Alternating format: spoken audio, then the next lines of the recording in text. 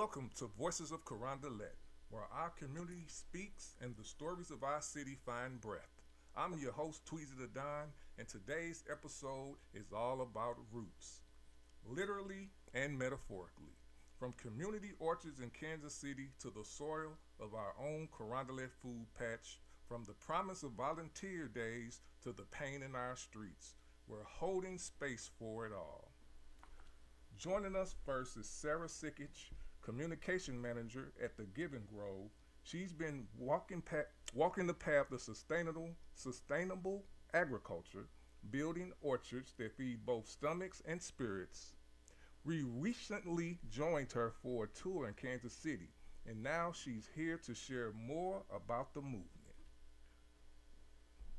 Welcome, Sarah. Thanks for having me. No problem. Let's dive in. What inspired your journey into community agriculture, and how did you find your way to the Giving Grove? Well, agriculture is a little bit just in my blood. My grandfather is actually an agricultural scientist for Texas A&M, and he actually spent a lot of time developing new strands of fruits for food production. I went to college for marketing, but I had the idea that I wanted to for a nonprofit. It took me a while to get in position. I spent about 10 years being a freelance marketer. And when I decided I wanted to join the traditional workforce, I knew that the only place I would want to work is the nonprofit I had already been volunteering with for about 7 years, and that was the Giving Grove. The first Giving Grove orchard had been planted across the street from me, and I had watched it be planted. I had spent years helping the orchard steward take care of the trees, and I just really saw the power of an urban orchard and wanted to join in that journey. Okay. So you said your grandfather was creating strands. Is that what So he was cross-pollinating different types of blackberries and tomatoes to make them have more meat, less seeds, so that they were better for food production. So the Roma tomato, he was on the team that created the Roma tomato. Oh, now that's tight. Nice, nice. Um, so do I know when we were down there, you were working in the grove that's next to your in your neighborhood. Tell us Mhm. more about that one. I know you had a great story about how that came. Yeah. So in like 2011 or so, our founders were working for or volunteering some time with another nonprofit packing backpacks of food for kids to take home on the weekends. And they wondered if there was a way that they could help provide food to communities while also improving the urban environment. And one of the folks they were chatting to was really into growing fruit trees. And so he did trying out urban orchards. Simultaneously, at the same time, in my neighborhood, our one public school, elementary school, had been shuttered due to low enrollment. And parents were coming together to convince the school district to reopen the school. And the school district had said, if you can prove to us that you have community involvement and parents and neighbors who want to support this school, then we will support reopening it. So the parent group opened the school, and the Giving Grove decided to partner together, and they planted the first Giving Grove at the school. And the goal of it was to one, test the idea of having an urban orchard to see if it was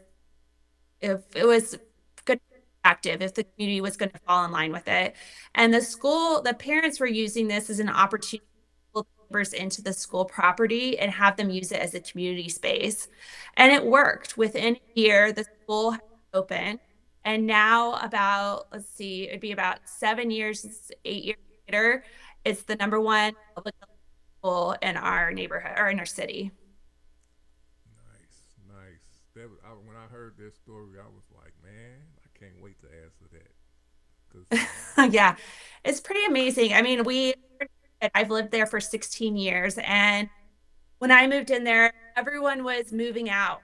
It was just elderly who had been living there for generations, and maybe some young folks who were appreciating that you could get a large house for a low rent. But as soon as they got married or had kids or go to school, they would move out of the neighborhood. And now that the school is open, everyone is staying, and it's a real community hub.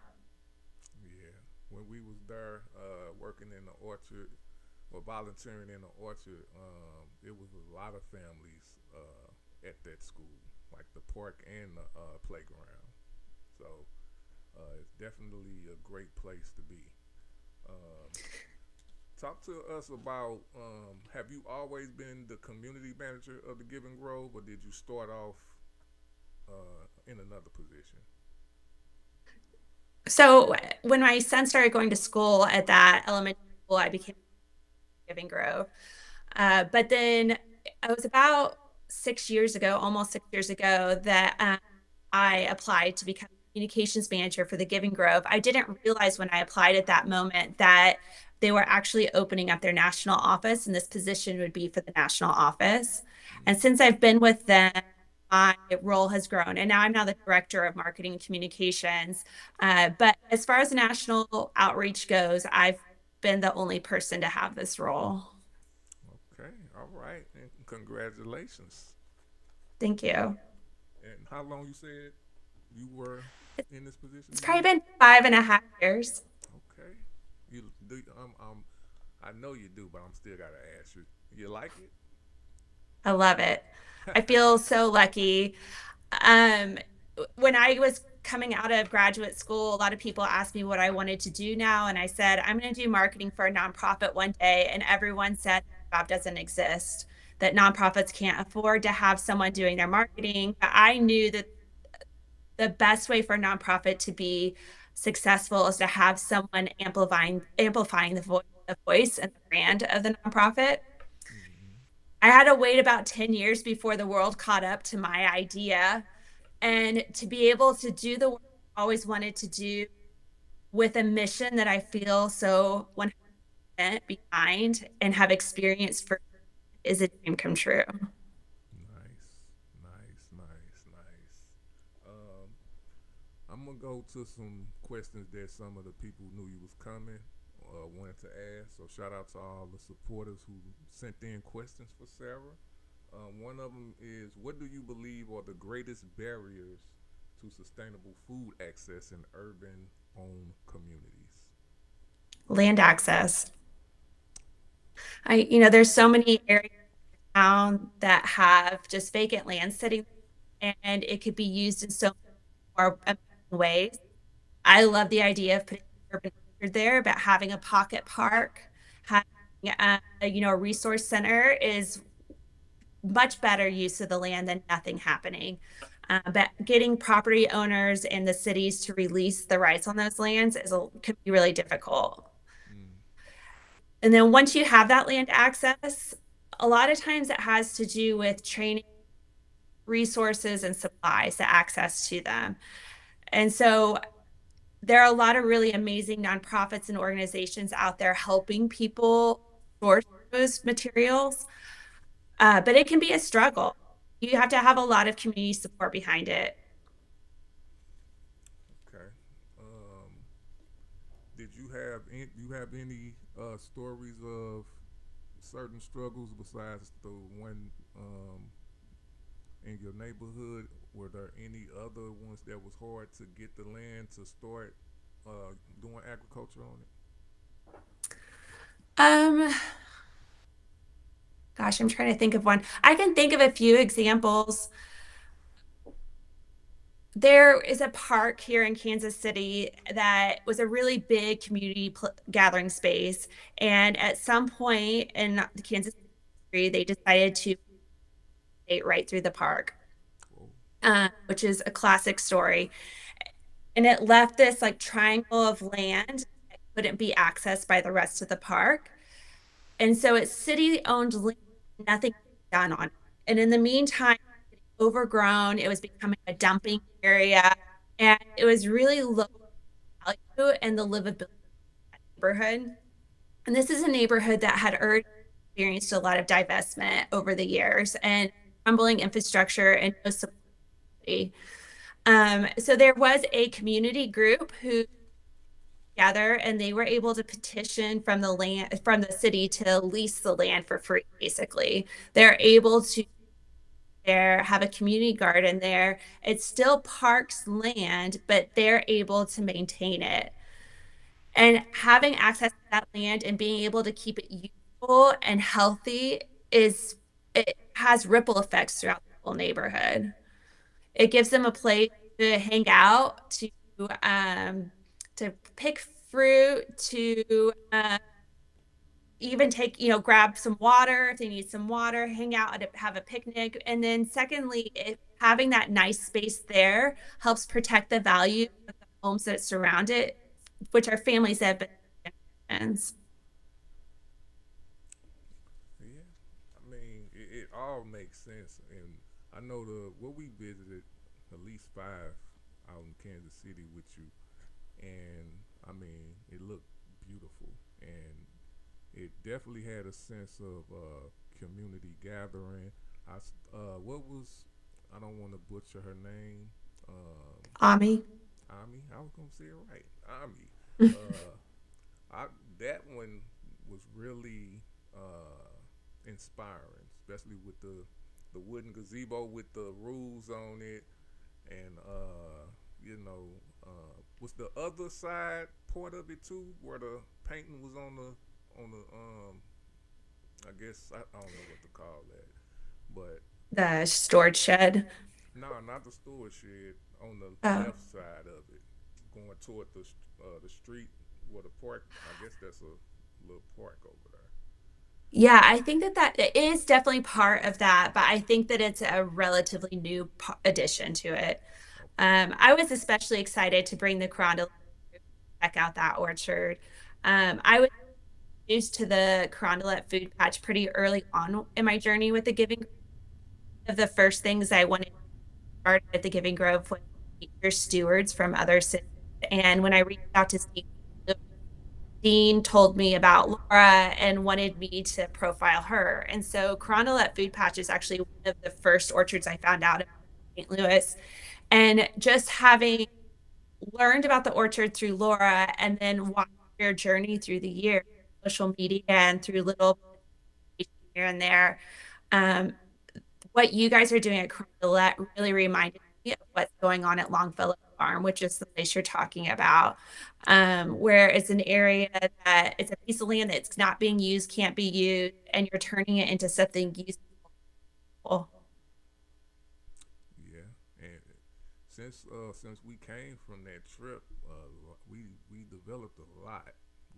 We started to get the other half of it excavated and ready for the gazebo to put over there. We got a trees planted, so Amazing. we looking pretty good to start off this spring. Well, the summer now because we're already in the spring. But you gave us some good inspiration, man. I very much appreciate that. Well, I was happy to take you guys around, but all that inspiration is due to the volunteers who are doing the hard work. Um, each one of these orchards is just like at Carondelet. It's an asset of the community. It's completely theirs.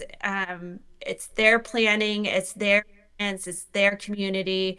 And if they weren't doing that hard work and weren't so committed to their neighbors, nothing that I do would matter. So it's really all thanks to them. You show right about that, and that comes with that leads me right to the next question. How can everyday citizens get involved with orchard programs or similar efforts in their own communities?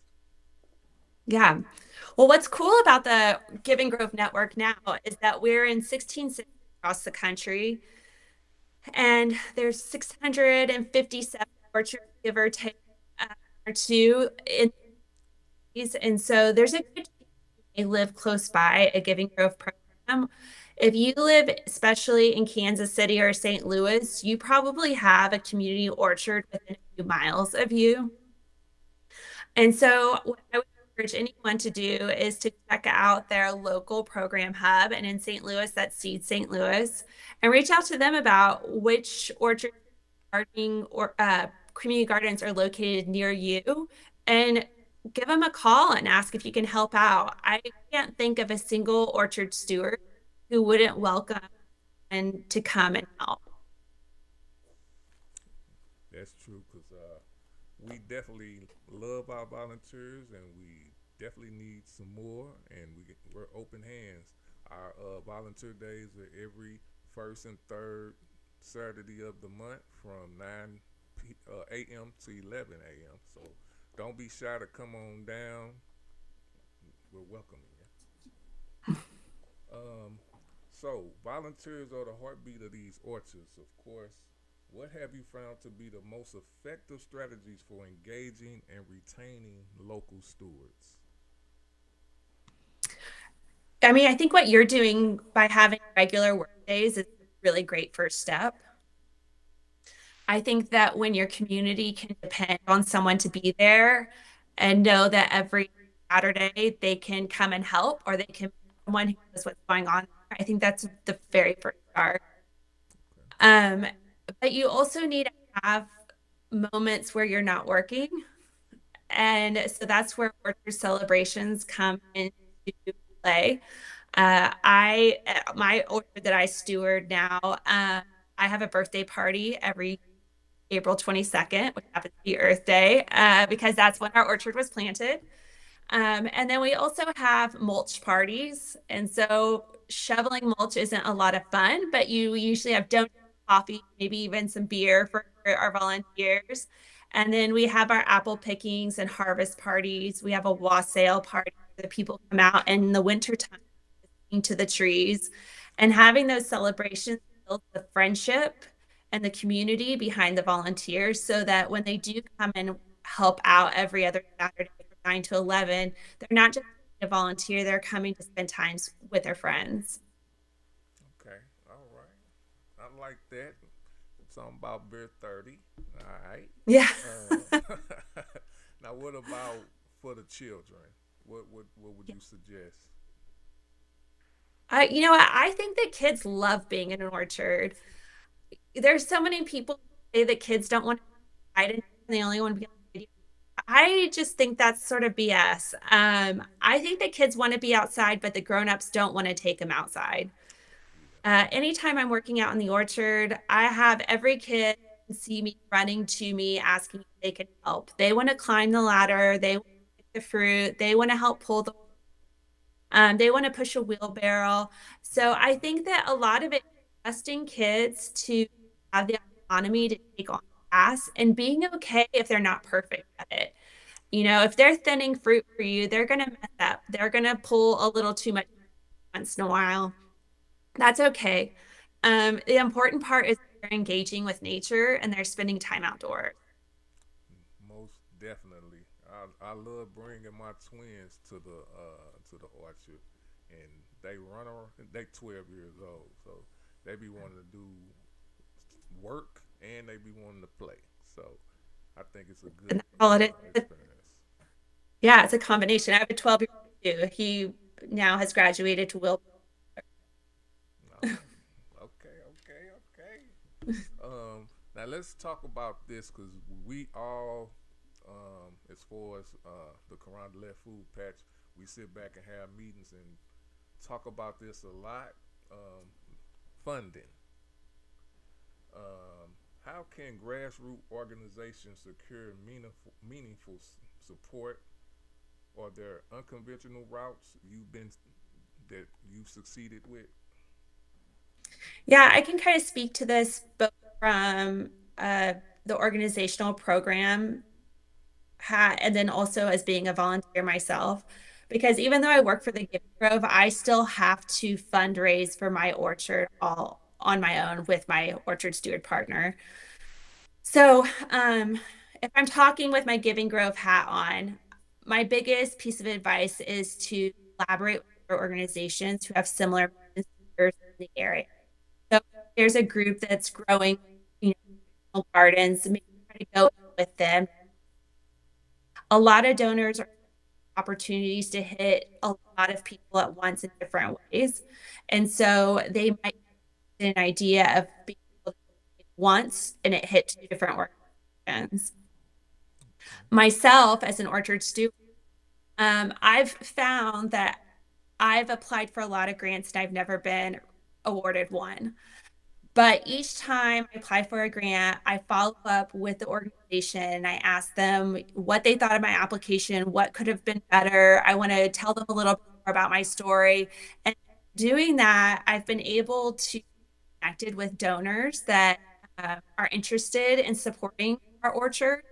A good example of this is I have applied for a lot of kids gardening grants and haven't received a single one, which can be really disappointing. But their creator had a corporate donor who was looking for someone to work with in Kansas City, and she looked through the file and she saw that I had applied so many times and never been awarded one, and she made me a connection with that corporate donor. And now they come out and about 6 hours a year volunteering, but they also donate around $700 each time they come out and volunteer. And so for an orchard on your size and the support that you have, $700 can go really far. That really takes care of like all of our amendments, our everything we need for the year.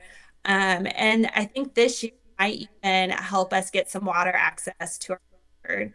So I think that the two big things I would say is collaborate when you can and always follow up. If you don't get the grant, still call them, make friends with them, make sure that they remember and your mission.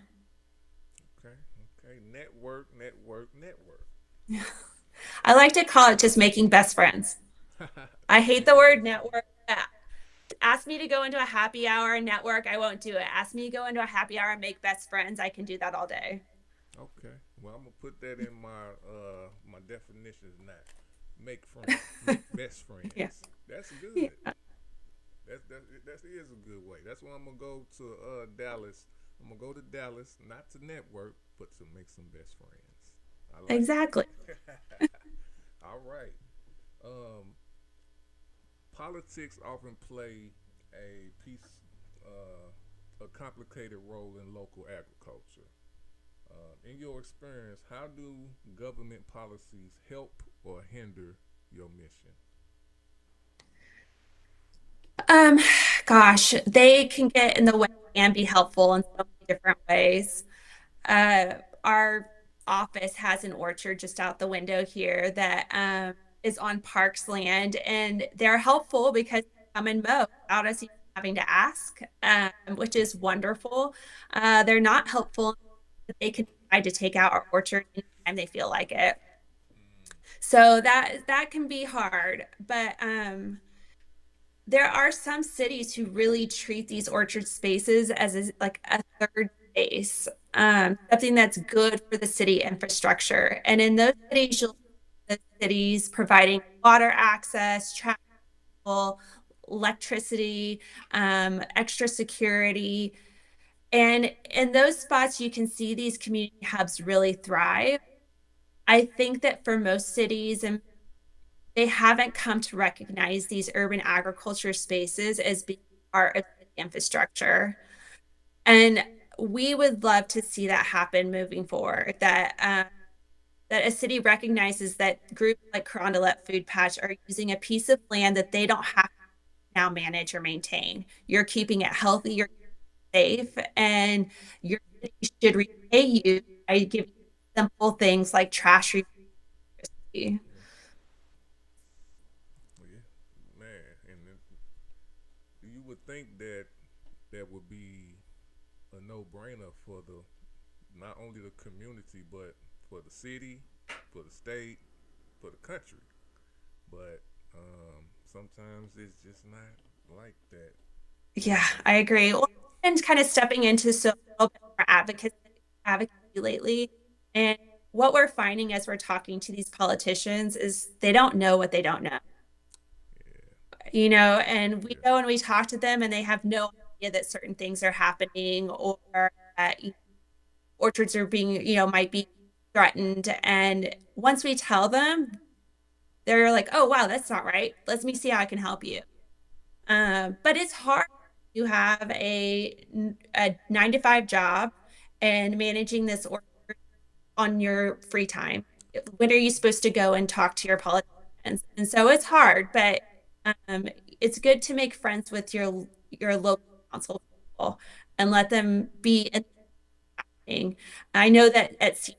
Louis, the folks there, they invite every politician to a happy hour every year, regardless of which side of the aisle they're on, just so that they can kind of fill in what's going on in the city in the urban agricultural world, and also allow time for all these folks who work in politics to kind of talk to each other across the aisle and have some time to like come up with some bipartisan ideas. Yeah, it's good to be best friends with your local politician. If there was one piece of legislation or policy change that could revolutionize neighborhood farming, what would it be? Oh my gosh, that's a big question. Yeah. Oh man, right now I have on my head all this federal funding that's very up in the air. I mean, I never would have thought a year ago I would say this, but I would say if you've been promised federal funding, they can't take it back. Okay. That would probably be the first thing to say.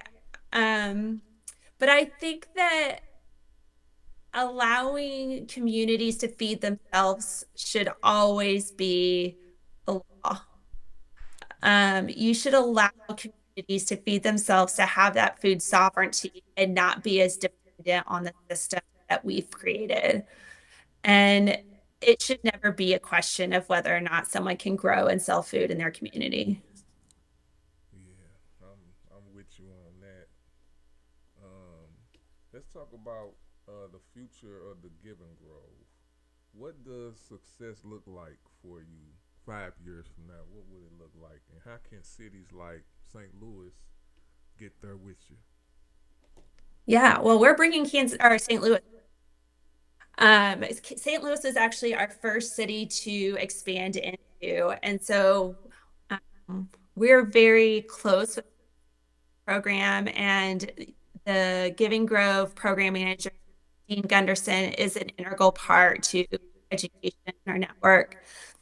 Um, we hope to be in 20 cities pretty soon, and we want to be able to provide 1 billion pounds of free, fresh produce Mm, annually. And to do that, we have to plant a lot of trees. We have to support a lot of volunteer orchards or orchard stewards. But I think we can do it. Right now, with the orchards that we have planted at at the full potential, we'll be making 1.5 million pounds of food a year, which ends up being about 4.4 million servings a year. mm. So if you think about that, and we're just at 6 cities now, every city we add on makes us exponentially grow. And then on top of all the orchards, um, all this community involvement, what's happening is all cities coming together and talking together and exchanging knowledge and advocating together. And I think that that kind of collaboration is going to be really powerful moving forward. So, we just want to keep growing. We want to keep investing in orchards that are there. And we want to all hear back from folks like Carondelet to see like what area so that we can start sourcing these things. Okay, all right. Y'all heard that? We're gonna be in. We're gonna be in over 20 cities. How many states we in? Oh my gosh, it's so funny. We're just talking about that. We think it has to be around 30. And the reason why it's hard to calculate is like for instance, our affiliate, he's actually planting in about 4 states now. In Kansas City, St. Louis is 2 states. A lot of our cities are sort of on the border, but we think it's probably around 30 states. Okay, got 20 more to go. Or is it Yeah. 21 Well, now? yeah. Well, I'm tripping. 31. I missed Yeah. 10. Uh, Yeah. So we're hoping now we're hoping to be in 20. okay. All right. If if they wanted to get first of well, I don't even want to ask that yet. What events do you have coming up for the Giving Grove? Well, we're tying up right now our first month campaign. We do most of our average, most of our fundraising in April. We had an event that was a luncheon and where we had a chef named Chef Amber Williams in Dallas and a cookbook called Surviving the Food Desert. So she really for growing and providing for what you have and making healthy meals when you don't have a lot of access. And so that was a really powerful event. And then now leading the month, we're just fundraising. We're trying to fill gaps left by uncertain federal funding. A lot of our affiliate cities had been awarded federal um, funding, and now it's kind of being in limbo, and they don't have it or not. But in the meantime, they've committed to doing some really amazing projects. And so we are fundraising now to try to help them still be able to do those projects. Nice, nice. So if anybody wanted to donate to you, what could they donate to? What They information? can go to our website. It's www.givinggrove.org. All right. www.givinggrove.org. All right. Now, if they wanted to, so is that? Do you all have a Facebook also? Yes, we do. You can find us called Giving Grove on Facebook. We're on most of the social media. Facebook, Instagram, and LinkedIn are probably our most popular ones. And you can find us by searching Giving Grove, any of them. All right, all right. Thank you, Sarah.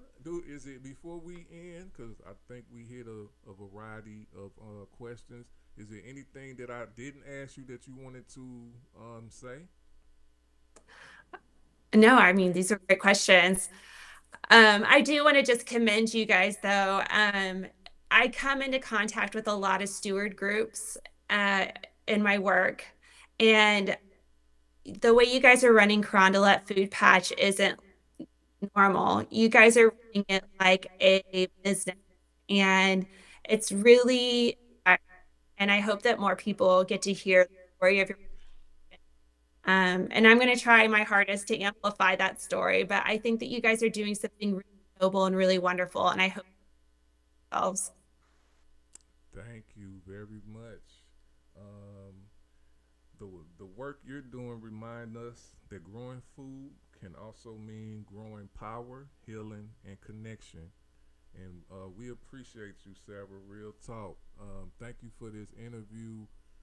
It was everything I thought, and we'll get another one. And I can't wait to come back down there and hopefully see you when you come down here. Of course. Yeah, I can't wait to go and visit your orchard. Oh man, it's looking good too. It's looking good. All right, I know you had a long day. I'm gonna let you go. And again, thank you, Sarah, and you have a great rest of the day. Thank you. All right, we'll be right back. We're gonna go to a quick break, and then we're gonna end the show. Here at home, our soil tells its own story. The Carondelet Food Patch continues to serve as a space for healing, nourishment, and transformation. Our volunteer days, held on the first and the third Saturdays of each month, are growing in both hands and hearts. And we've got something big in the works. Originally planned for April, our community celebration has been rescheduled for May 31st. Same location, same love, same lineup. We're honored to welcome Richard Shaw Jr., aka Daddy Rich, who will be delivering a powerful motivational message. And Ray lay down the truth, bringing poetry to the soul. The message is simple: grow with us.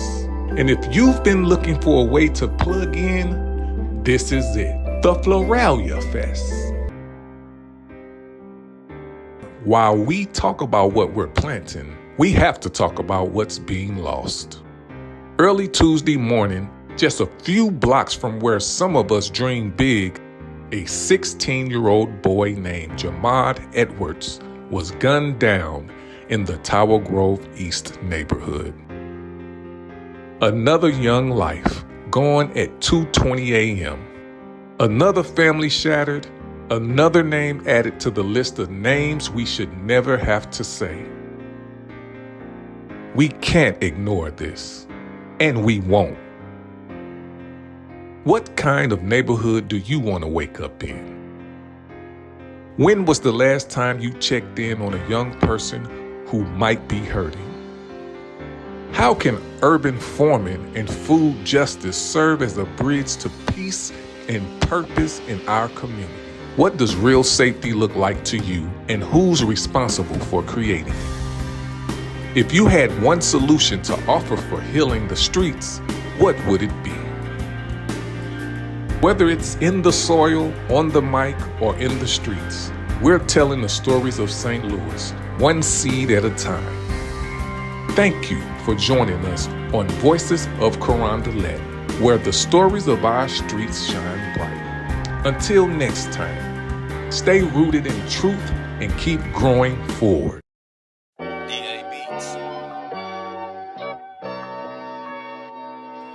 Yes, ladies and gentlemen, another pretty day. Bowling Green as far as St. Louis. It is officially barbecue weather. Vito banging that boy Tweez, huh? This is for Kings Highway. Hell no, you don't see me, ain't no money where you be at. Fuck, you gon' see me and they hate where you be at. Now you don't see me as a sucker where you be at. No, you don't see me if they trippin' where you be at. That part.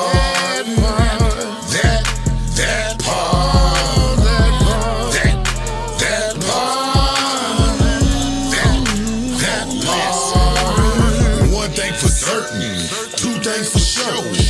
Wasn't invited, motherfucker, don't go.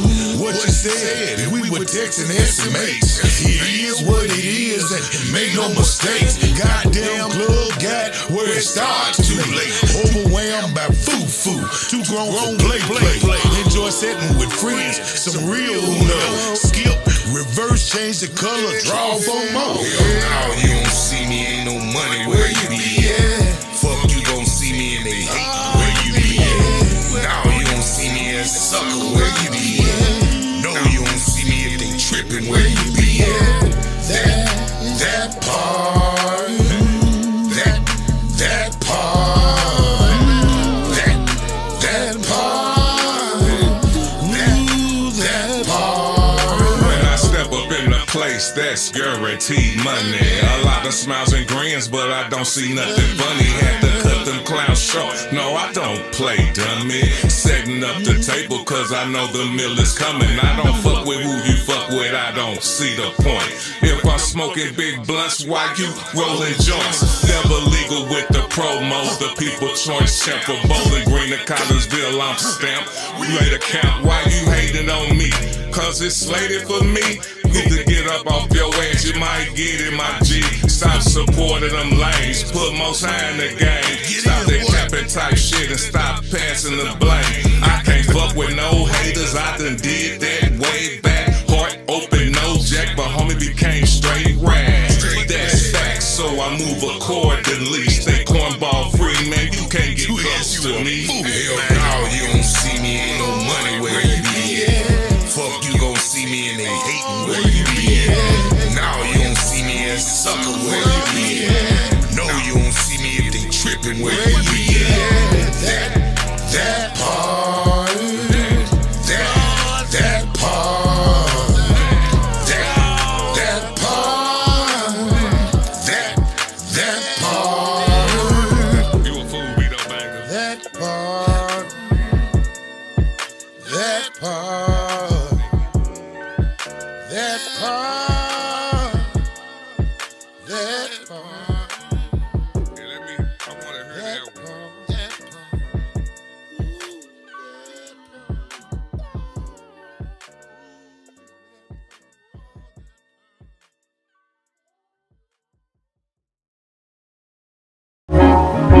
destiny calling. Remember the falling, remember the falling. Stars steady falling, destiny calling. Remember the falling, remember the falling. I remember when it wasn't about hoes and thugs. Let's go back to the days when we were showing some love. Cause my city bigger than guns and drugs, and my city's bigger than shootings at clubs. Politicking with a chicken, that was the mission. Relaxing, just sipping, no policy hidden.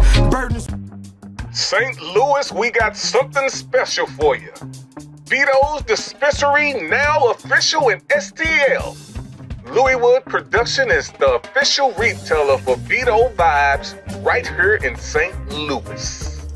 Special deals, $25 for 3.5 grams, 2 for $40.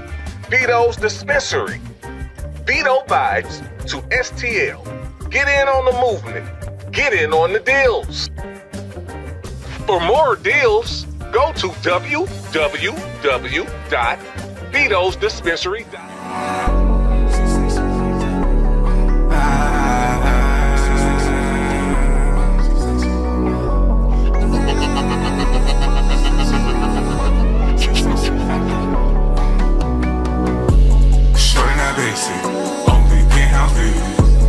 Like some honey, got me lost in the mood. She slid in my ride.